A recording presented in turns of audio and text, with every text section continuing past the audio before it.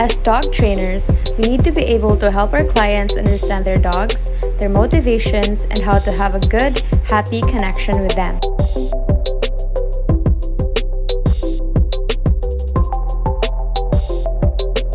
In addition to improving communication, training can help strengthen relationships, broaden the minds of the trainees, and enhance their emotional well-being. In this video, you will learn some of the basic foundational skills such as the positive reinforcement, markers, and basic manner skills.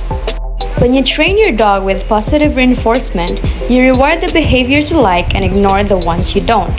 You can reinforce your dog's good behavior with treats, praise, or real-life rewards like games, walks, or rides in the car. Marker training is a good way to train your dog with positive reinforcement. An example of a marker is when you say, Positive reinforcement training, also called R+ training, has a lot of benefits such as making your relationship with your dog happy, making it easy and clear for your dog to learn, and working well. It can be used in all kinds of training and behavior problems without hurting the dog. Take note that when we punish or scold a dog, it doesn't teach him how to behave or what we want him to do in a given situation. During R+ training, the dog is told what to do instead of the behavior that doesn't want him. Now, we mentioned markers a while ago. What is a marker? Using a marker makes it easier to train your dog because it tells him exactly when he has done the right thing. A marker is a word or sound that you choose, like good. A clicker is also a marker. When your dog does the move or act you want, you mark it right away by saying good or pressing your clicker. After that, you will give a treat or another reinforcer right away. Your dog will learn that the sound of the marker means good things are coming, and you'll be able to communicate with him exactly what he did to earn the reward.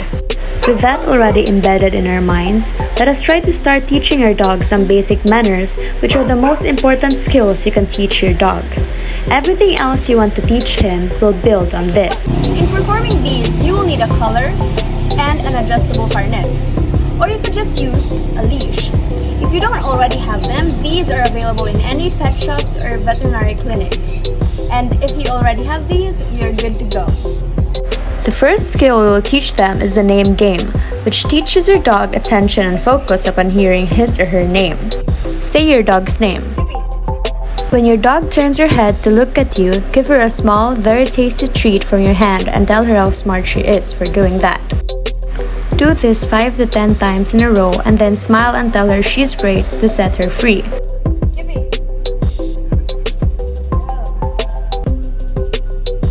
After strengthening the attention and focus skills, let us practice the sit command wherein it helps in stopping them from jumping, running, and pulling on the leash, which are all bad habits. Step 1. Give your dog a tasty treat right to its nose. Bring back the treat and put it on her head. As her head moves up, her bottom should move down. As soon as she sits, mark her and feed her while she is still sitting.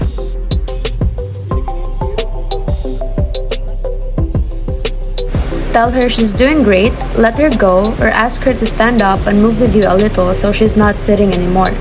Do this 5 to 7 times.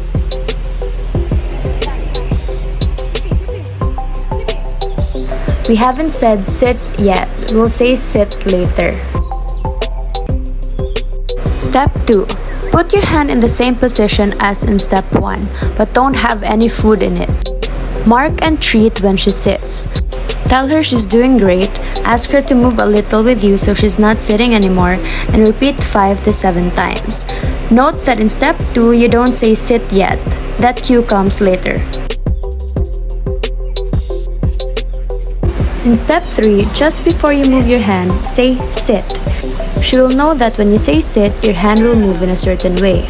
Mark and treat when she sits. Tell her she's great, ask her to move a little with you so she's not sitting, and say it again.